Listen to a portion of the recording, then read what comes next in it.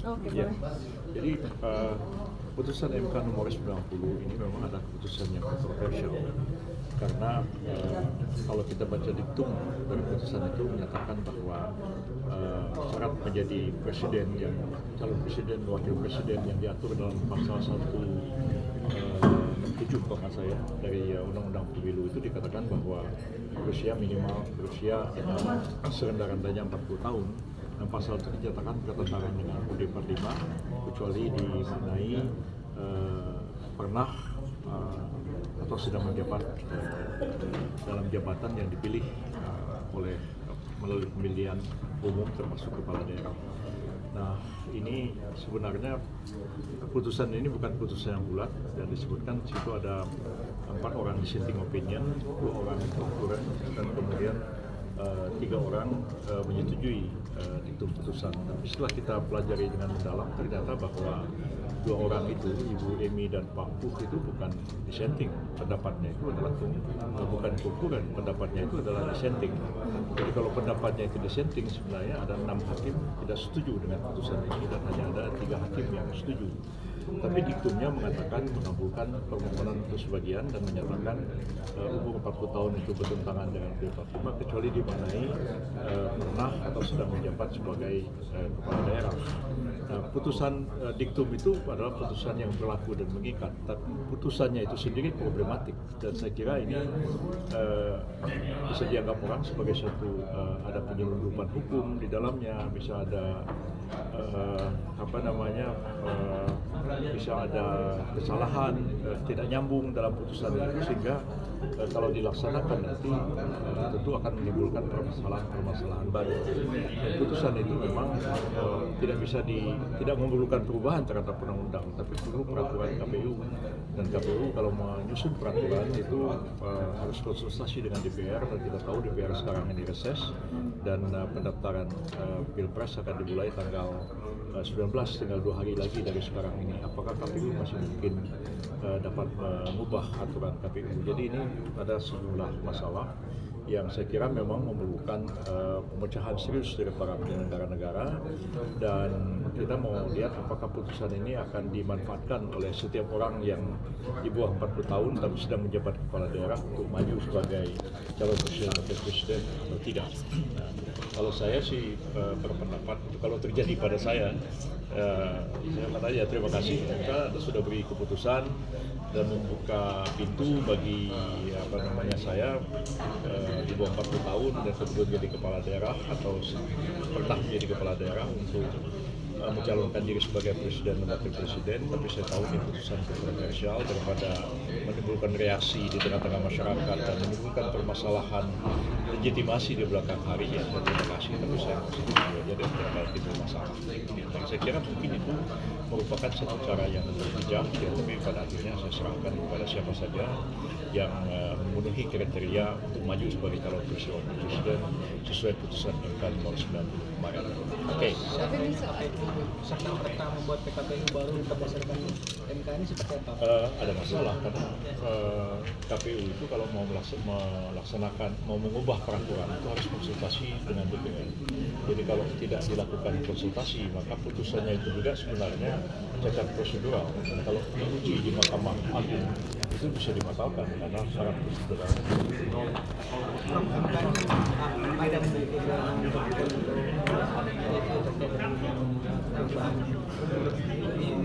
Ya sebenarnya sih kita sudah tahu sama tahu bahwa ini adalah legal policy DPR dan Presiden ya.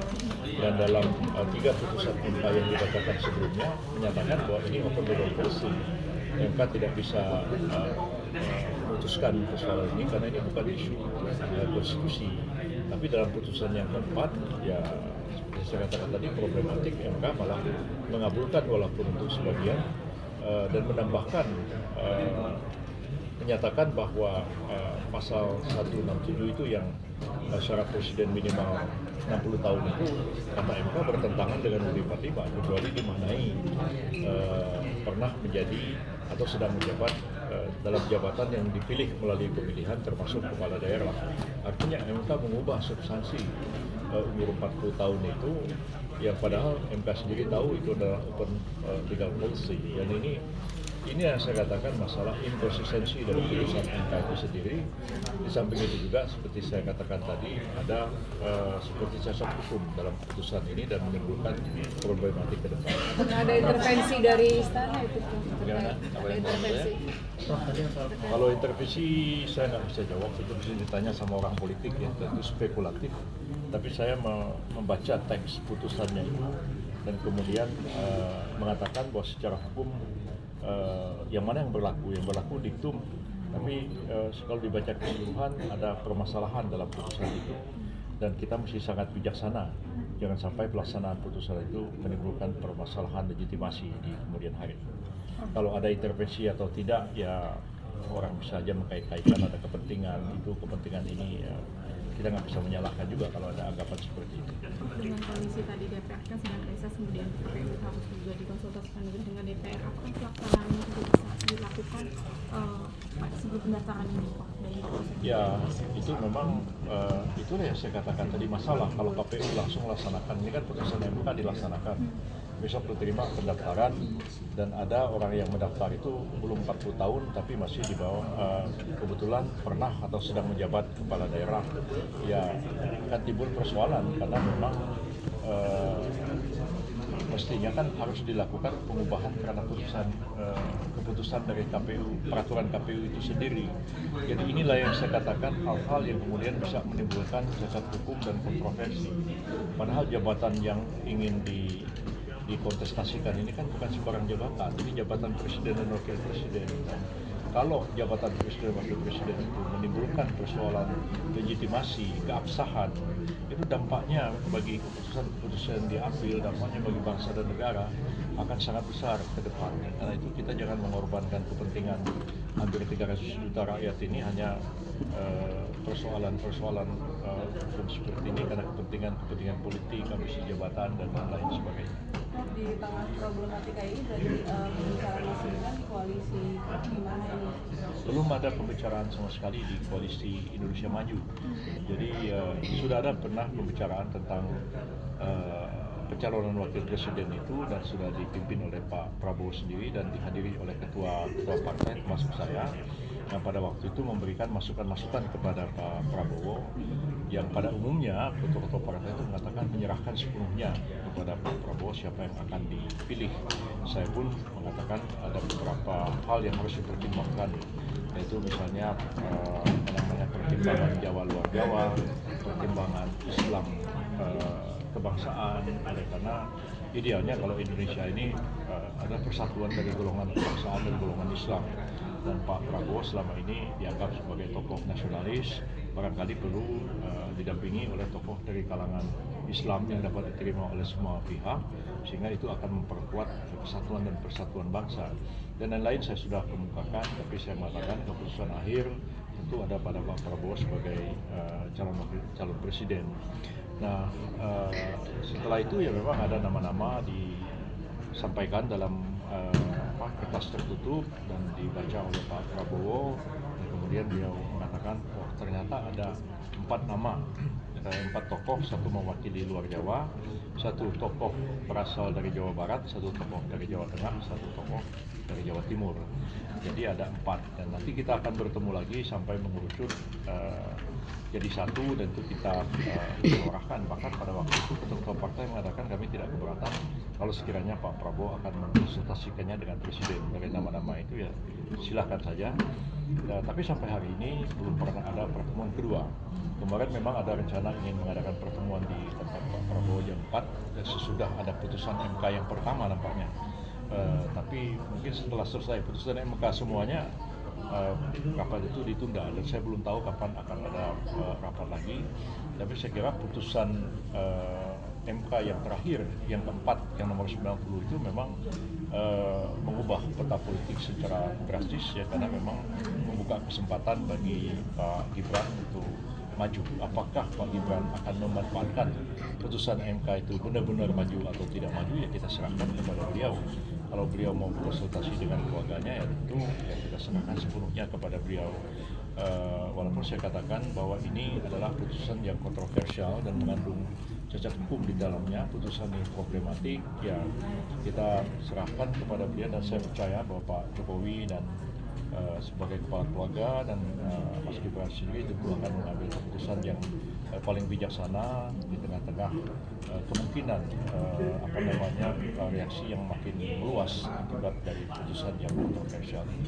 Prof, kepada Mas Gibran, maksudnya kepada koalisi itu belum membicarakan atau menyampaikan saran sebagai akademisi terkait problematika ini.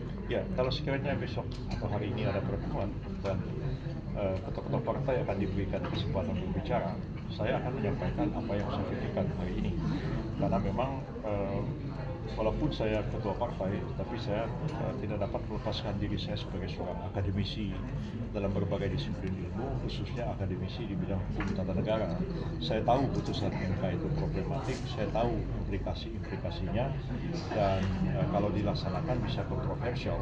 Dan saya akan sampaikan itu kepada rapat koalisi, dan kita lihat nanti pandangan dari ketua partai yang lain, dan kita musyawarahkan. Andai pun dikatakan bahwa ya meskipun kontroversial kita jalan terus mengajukan Pak Gibran, ya saya sebagai anggota koalisi mengatakan ya saya menghormati putusan koalisi, karena dalam demokrasi itu kan orang yang kalah harus ikut orang yang menang. Jadi kalau misalnya ada 9 orang mengambil keputusan, 7 orang setuju, 2 nggak setuju. 2 yang nggak setuju kan nggak boleh ngambek. 2 yang nggak setuju itu harus tunduk kepada keputusan mayoritas. Jadi saya akan seperti itu.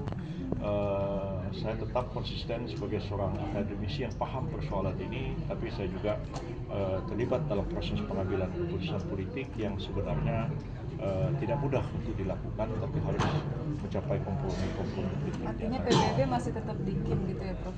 Ya, PBB ya kalau misalnya koalisi tetap mengatakan bahwa Pak Prabowo mengusulkan Pak Gibran, saya sudah kemukakan pandangan saya. Jadi kalau di DPR itu kayak Mederhage nota begitu, jadi menjadi catatan sejarah, jadi pengetahuan umum bahwa saya sudah mengemukakan satu pendapat seperti ini. Tapi kalau misalnya mau ditempuh jalan terus, ya saya menghormati itu putusan demokratis, tapi jangan sampai saya tidak menyampaikan apa yang saya tahu dan saya paham tentang persoalan itu. Malam ini atau besok, Prof, ada pertemuan? Belum tahu saya masih nunggu-nunggu juga. Barangkali kalau ada, makanya kami kan diingatkan oleh Pak Prabowo supaya jangan jauh-jauh dari Jakarta kalau sewaktu-waktu ada pertemuan, jadi kami bisa mengadakan pertemuan secepatnya. Prof, mau kan hari penegas. ini ulang tahun Pak Prabowo sekalian pengumuman gitu, Prof. Ada Oh gitu ya, belum tahu saya. Pokoknya katanya 2 kandidat tuh, Hah? tinggal 2 kandidat. Dua kandidat gimana? 2 kandidat cawapres menunjuk. Di Pak Prabowo? Iya. Saya nggak tahu ya. Setelah ada Pak Gibran ini, dibukanya putusan MK ini, ya memang mengarah ke sana ya. Kalau kemarin yang beliau katakan kan ada tokoh dari luar Jawa, tokoh dari Jawa Barat, Jawa Tengah, Jawa Timur. Kalau ya tidak disebutkan namanya siapa, tapi ya banyak para analis mengatakan oh luar Jawa itu mungkin saya, karena memang mungkin salah satunya orang dari luar Jawa. Disebut Pak Erik juga, tapi saya nggak tahu Pak Erik ini masuk Jakarta atau masuk luar Jawa. Jawa Barat ada disebut Pak Ridwan Kamil, ada disebut Susi Pujiastuti, mungkin enggak juga, tinggal Pak Gibran, tinggal Ibu Hovifah. Barangkali mungkin 3 itu yang akan dipertimbangkan, dan saya kira kita serahkanlah sebelumnya kepada rapat musyawarah Koalisi Indonesia Maju untuk memutuskan siapa yang akan maju untuk pencalonan ini. Kemungkinan kan yang dari Jawa Timur kan nggak ada lagi, Caimin sudah gabung ke Pak Anies, tinggal Ibu Hovifah, tinggal saya yang dianggap luar Jawa, tinggal yang Jawa Tengah. Kalau Pak Gibran jadi tinggal Pak Gibran, kalau Pak Gibran jadi maju tinggal saya sama Ibu Hovifah. Kalau saya nggak jadi maju tinggal Pak Gibran. Tidak dibahas dalam rapat resmi, tapi dalam omong-omongan di luar rapat ada disebut-sebut tentang tim pemenangan itu. Ya, jadi tapi belum diputuskan siapa yang akan menjadi ketua tim pemenangan. Ya ada disebut-sebut ya bahwa ada yang mencalonkan Pak Bahlil begitu, tapi Ketua Umum Golkar mengatakan mungkin Pak Rosan, tapi layak dipertimbangkan untuk menjadi ketua tim, tapi belum ada dibahas dalam forum rapat resmi dan belum ada juga keputusan mengenai hal itu. Ya, sebelumnya juga Ibu Hovifah pernah disebut-sebut juga sebagai salah satu calon dari ketua tim sukses, tapi ya belakangan namanya udah nggak disebut lagi, malah disebut sebagai calon wakil presiden. Oke, Prof. Oke, masih ada yang Makasih. Terima kasih banyak. Ya.